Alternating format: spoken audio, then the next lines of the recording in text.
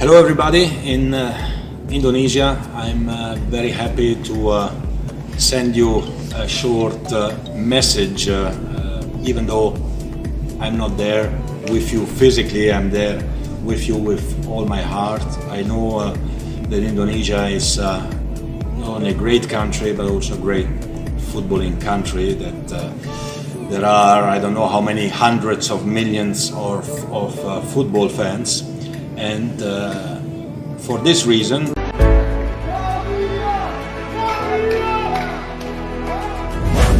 dalam wawancara usai pertandingan, pelatih yang pernah menaklukkan timnas Jerman dalam helatan Piala Dunia tersebut mengatakan, "Kami tidak lolos dan ini tak masuk akal. Harusnya pesaing kami main fair play, tapi nyatanya tidak seperti itu." Thailand dan Vietnam mungkin takut sama Indonesia. Oleh karena itu, saya sedikit tersinggung dan tak senang dengan situasi ini. Artinya, Vietnam dan Thailand mulai merasa Indonesia semakin kuat dan baik, makanya mereka berbuat seperti itu. Ungkap Shin Tae-yong. Jarak antara gol Thailand dan Vietnam yang begitu berdekatan, serta proses gol yang sedikit menimbulkan tanda tanya. Ditambah setelah skor imbang, mereka bagai mempermainkan prinsip fair play sepak bola. Dengan bermain kucing-kucingan, yang seketika menghilangkan nilai estetika dari sepak bola itu sendiri.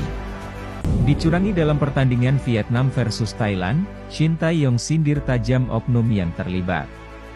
Gugur dalam suatu turnamen, ketika tim bermain buruk, hingga berujung kekalahan adalah suatu hal yang wajar dan bisa diterima.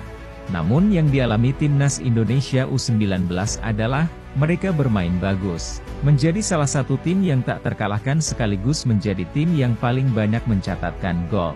Yang terjadi, justru timnas U19 lah yang harus tersingkir dikarenakan tindakan tidak sportif di laga Vietnam versus Thailand.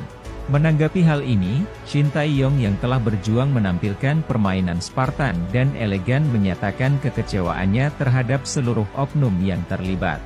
Saking kesalnya terhadap dua tim yang telah mencoreng prinsip fair play dalam sepak bola tersebut. Tak cuma Vietnam dan Thailand, pihak AFF pun tak luput dari kritikan Shin Tae-yong. Pelatih 51 tahun itu tak habis pikir, pihak AFF masih menggunakan metode head-to-head untuk menjadi indikator penentu. Di situasi ini, head-to-head sudah tak dipakai oleh FIFA dan AFC. Tapi memang sedikit aneh, regulasi ini masih dipakai oleh AFF. Tutup Shin Tae-yong. Berapa banyak pengorbanan untuk tim ini? Bahkan berhasil mencatat 17 gol. Sebuah sejarah besar bagi sepak bola belia di Asia Tenggara.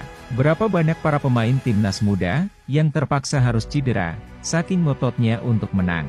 Bahkan pelatih Shin Tae-yong tak kenal libur, demi menyiapkan tim dengan maksimal. Yang mana, belum seminggu ia menyelesaikan misi di Kuwait, dan membawa timnas senior lolos ke Piala Asia. Ia langsung menyiapkan tim ini untuk berjuang di AFF U19. Yang terjadi, etos kerja dan permainan indah yang ditunjukkan pelatih dan pemain timnas Indonesia U19. Hanya sebagai bahan olok-olokan bagi Vietnam dan Thailand di laga terakhir. Sepak bola ASEAN yang mulai beranjak untuk mengejar ketertinggalan dengan negara-negara di Asia Timur dan Barat. Seketika langsung kembali ke 20 hingga 30 tahun yang lalu. Yang mana sepak bola bukan menjadi ajang hiburan yang murni, melainkan hanya sebatas pertandingan yang telah diatur sedemikian rupa.